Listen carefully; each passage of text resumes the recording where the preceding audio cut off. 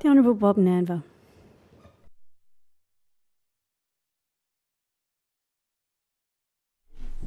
Madam Deputy President, tonight I wish to reflect on the weekend's federal election, which saw the Albanese federal government returned with a significantly increased majority.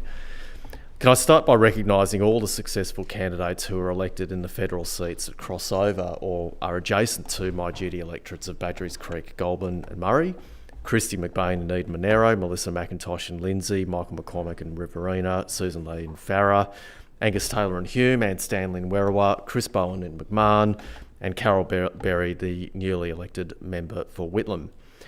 I'd also like to recognise the candidates who are likely to be elected to represent New South Wales in the Senate: Senator Tony Sheldon, Andrew Bragg, Maureen Faruqi, Tim Ayres and Jessica Collins, along with a sixth senator still to be determined.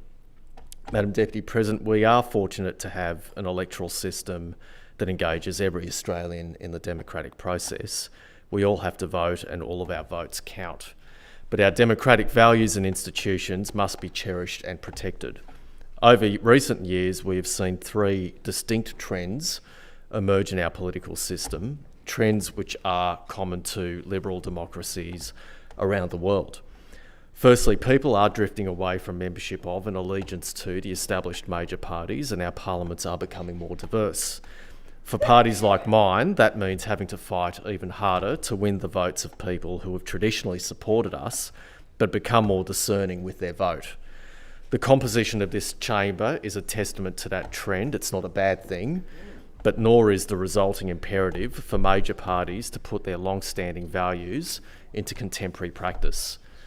Secondly, people are also drifting away from traditional sources of news. Fewer people are reading newspapers and watching TV news bulletins, and more people are simply disengaging from the news altogether. Thirdly, political discourse is becoming more polarised and more abrasive. The social media revolution has allowed everyone in the room, but the conversation can all too often resemble a barroom brawl. The rise of Trumpism in the United States has shattered the old norms of what is unambiguously acceptable behaviour in politics. And of course, we all have our opinions about the impacts of these trends, but most of us at least agree that they are real. We therefore need to consider how these trends affect the way we perform our public duties as parliamentarians and the responsibility we have to ensure our democracy continues to work effectively.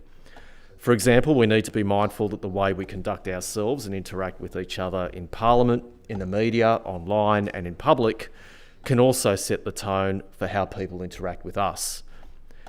But treating each other with respect, courtesy and honesty isn't just about modelling behaviour. It's about making sure that we can work together across party lines, maintaining a collegiate and collaborative work environment.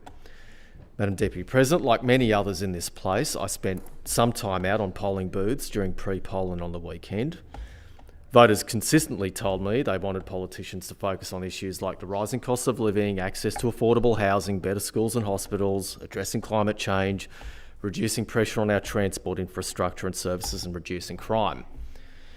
It needs to be acknowledged that these are all complex issues, and we need to find policy solutions that not only work, but are supported and accepted by our communities. To avoid the risk of policy paralysis and reform stagnation, politicians of all stripes must be able to have nuanced discussions, listen to each other's points of view, and most importantly, negotiate and find common ground.